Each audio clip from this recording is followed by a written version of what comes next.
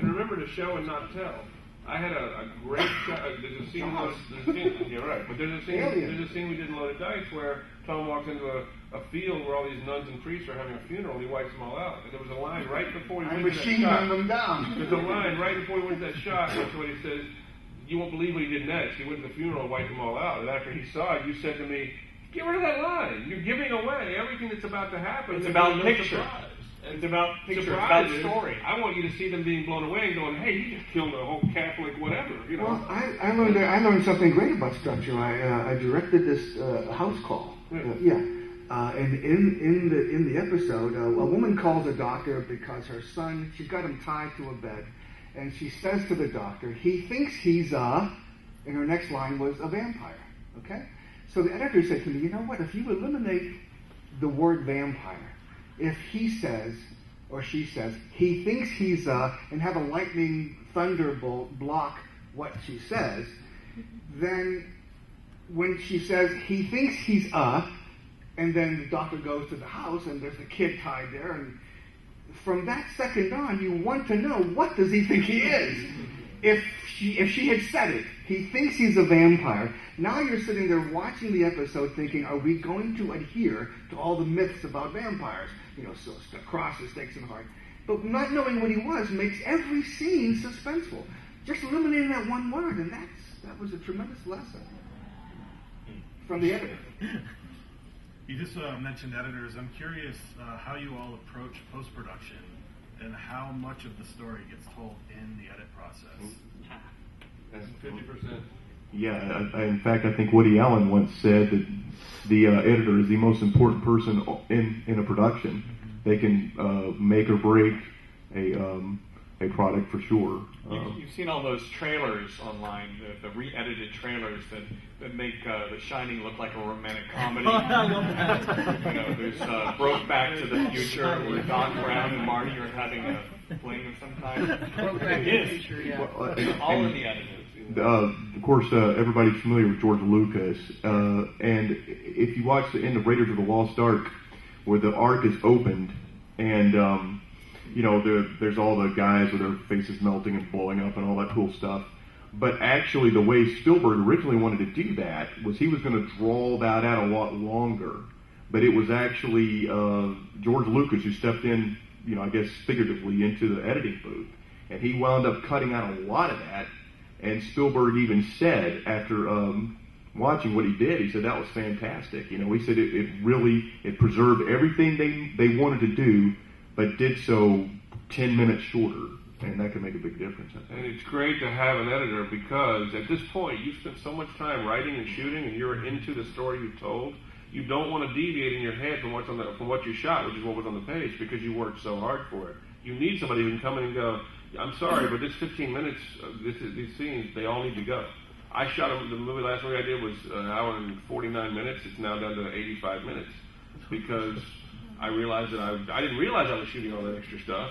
But when I got it all edited out, I said, hey, this is great. And I showed it to somebody. He goes, this is the most boring piece of crap I've ever seen. We took out 20 minutes, and now I mean, I don't know, I'm not a judge of whether it's good or not, but it flows. It's fast.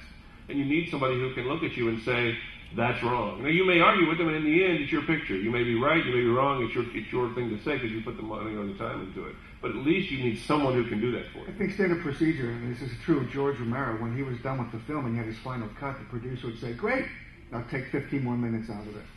Because the director is self-indulgent and wouldn't do it. You have a question about that? I was just going to say to what he was saying. I loved Blade Runner for years and years and years, and then the directors kept came out, and I watched it, and I was like, if I need to sleep, it's awesome. At Gen Con, we did a test screening of what was supposed to be a 15 or 16-minute short movie, and as I'm sitting there watching it for the first time with an audience, you know, I had been seeing it every single night, you know, at home, but first time with an audience, you could really feel how the pacing was, and it was slow. And so I went home directly after that shot, and I did a brutal re-edit, or the brutal cut. And it's 9.5, and so much better. Just infinitely better. It's almost a different story. No, but even when you're writing, I mean, It's standard procedure that when you're finished writing something, your next step should be to go in and take out every unnecessary and the and every unnecessary word, and then you're amazed at how much tighter it is. I think the same thing is true of the film. Take out. George would go in and shave the beginning of every scene and shave the ending. I mean, the scene should begin just at what is necessary, what the moment is. You don't need a big a lead up to the thing, and it's just so much tighter. The whole puzzle then becomes so much better to watch, more interesting. I think that's the key to make it more interesting. And when you're done with the movie, get out. There are so many people. I mean, except for Lord of the Rings, which has to be.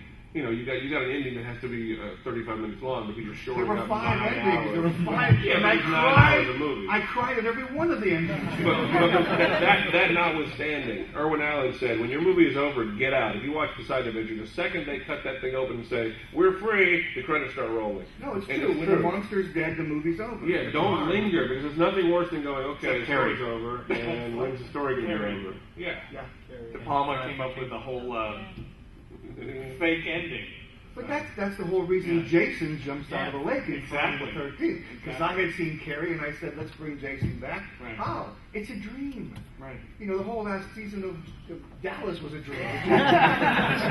Which made it jump the shark. You get away with it, Well, thanks for ruining Dallas. Let me address the question from a slightly different angle, and it's just that editorial is movie, obviously. I think that's where the story is told. But as far as what does post-production mean, we, in Zero Prospect is a 41-minute maxi short. We shot principal photography with actors indoors and outdoors for it's 3 months, right? Just 3 months principal photography? 4 months. The entire shoot, though, beginning to end post-production, was 18 months. So we had more than a year to go after we wrapped principal photography. Now, granted, that involved miniature effects photography, a lot of green screen, some CG work and things like that, but post-production was that movie. We were able to capture the actors in the set, and that was pretty straightforward because it's a gripping story of people who sit down. But it's spaceships. But building the world around them post-production was, we've wrapped principal photography, now we can start making the movie. I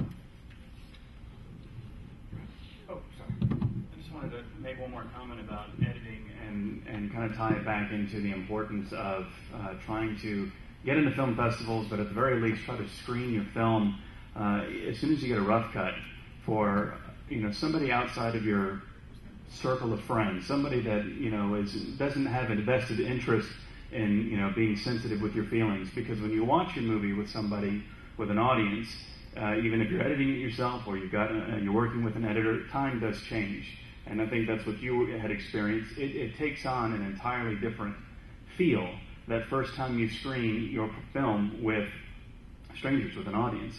And so screening a movie, getting into film festivals, all that is very important so you can see how your story plays out with strangers, whether or not it connects, where it drags, and that's just very important. And so, pacing is key. That goes back to story structure. And, an editor can fix some story problems in post, but not all. Wasn't it Walter Merck said you can cut about 20% out, but once you go after that, you're doing some serious rewriting in post, and it may or may not work. Well, on what you first started talking about, I mean, if you're by yourself and you're reading a cartoon, like a Playboy cartoon or just a cartoon, you will not laugh out loud if you're by yourself. But if you and your buddy are reading that same cartoon, you might laugh out loud because there's more than one of you witnessing it. So I'm agreeing with what you're saying about seeing it with people, the test screenings and things like that. But something else, I forget who was talking about it, but Alfred Hitchcock, if you're a fan of Hitchcock, he would create the movie on paper, and to him it was boring to shoot it because he already made the movie. To him, he already made the movie. Now I got to go and shoot this and get exactly what I wanted, and that's a bit of a frustration. And about editing, I've sat in editing rooms and I would say to the editor, editing is a science. There is a science in saving the close-up for a dramatic moment or a build-up, But I've said to editors, look, I don't care if it violates page 93 of how to edit film. This is the way I want it. Because if you're the director, you have a sequence in mind. And if the editor isn't capturing it, then you've got to go in and make sure that you're doing editing as well. You're the boss. Oops, look at that. Which brings us to the rules. Every book will tell you the rules of don't break the line and this kind of thing when you're shooting, and those rules are important, and normally you should stick to them. But if you have a specific reason for not doing it, don't let anybody tell you otherwise. Exactly. Yes. You have to have a reason, though. Right. You can't. When I'm talking to Tom and the camera's over my shoulder, and he's looking this way. Next shot, we stick to that side. I'm looking the other way, so that we're looking at each other. But if you're trying to create tension and you suddenly have shots all around us because somebody's arguing, it makes you as an audience member nervous, and I know that. So I'm doing that on purpose. And some editor will come in, and I've had him say it. You can't do that. That's not right. And I'll be, shut up. It works. I don't care if it violates page 93 of how to edit for films. The problem is that there are a lot of filmmakers that they'll cross the line just because they don't know any better. Right? You'll see it in the trailer, or you see it in the feature, or whatever it is they're doing, and it's like, what? Wait a minute, Right, my eyes are tired now, and it's not even supposed to be that way. Blair Witch. Yeah, when you have people crossing the line, often, and it's a mistake to have done so, they look like they're teleporting. And I would say, because they're both facing the same way, and then you cut the wide, and they're facing each other, I would say a good source to see a bunch of that kind of stuff, they're all here just about, I think, is the Mystery Science Theater stuff. It's not only amusing. Don't laugh. It's film school. It's film school. These guys will point out so many things of what not to do, and it's such blaringly obvious examples, and it's pretty funny. At least that's my opinion. On that note, when you're cutting, if something doesn't feel right, if you're cutting by yourself, and it just doesn't seem right to you, it's probably not. Go with your gut. Every time I don't go with my gut, I'm wrong in this business. Every time. If my gut says that was right, I'll show it to somebody, and they'll be like, "What the hell is that?" I'm like, "Yeah, I knew it." And it's one thing to try to be creative. I'm not saying douse your creativity. I'm saying pay attention to the who's, the whys, and the whats. And just like rules are there for a reason, but they're also there to be broken. Move on. Go ahead. Aside from the money issue when making a budget film, what seems to be the biggest point of frustration during the whole process? What is it for you that you're like, I really hate this part, or it's getting people together and staying on a schedule. If everybody has the same level of commitment, it goes smooth. I've been on shows with no money where everybody wanted to be there every day at the right time, and we got it done, and in a week we were finished. Or it drags out for 8 months because we all can't get together on Saturday because Joe Bob's got to walk his dog. Find an assistant director. Yes. Does everybody know what an assistant director does? Raise your hand if you don't know. Okay. An assistant director does not assist the director. An assistant director directs the crew. Okay? Anybody that tells you anything else doesn't know what they're talking about. An assistant director keeps you on schedule. You cannot have a crew doing anything without an assistant director, because I have been on shoots where it's like somebody says, well, we don't have a lot of money, but it's a good story, and we've been there for 25 hours or so because nobody has been taking the reins and been placed in charge of moving the crew along or motivating people to get the job done. And get somebody that knows the difference between catering and craft service, okay? Because you can't have hire somebody as an assistant director because he knows the cast. That doesn't make any sense, okay? An assistant director will help the director be creative. And he'll tell him, hey, look, we don't have any more time to do this scene. You either got good cop, bad cop. Yeah, exactly. The director is the good cop, the assistant director is the bad cop. There's a clear personality type that does it. It's not something that most people learn to do. They either are that person who directs people on where to go and when to be there and do it now, please do it now. And then there's the rest of us. On Disorient, we had somebody who was set up to be the assistant director, but very meek, very quiet, very mild. So while we were on set, the person who's actually the assistant director just jumped in. That's what an assistant director should do. The person who jumps in and starts getting people moving, that's the assistant director. Always. It doesn't mean they need to be a jerk. Don't hire them. They don't have to be a jerk. No, yeah, don't get the drill piss started. everybody off. hire somebody who seriously wants to get this done with you. And I've That found, has good people skills and good scheduling skills. I've found on a low budget movie where you can't really afford an AD per se, somebody who's really an AD, make sure that your producer is of that mindset, because that's really the person who should be doing that. He should be pushing people along and getting things so that you can be creative. I got a guy I'm working on right now on this the trailer I just talked about, and that's what he does. He knows that I can't afford an AD, so I get in there and I push everybody. Hey, we've got 5 minutes. Move it downstairs, and we got it all done.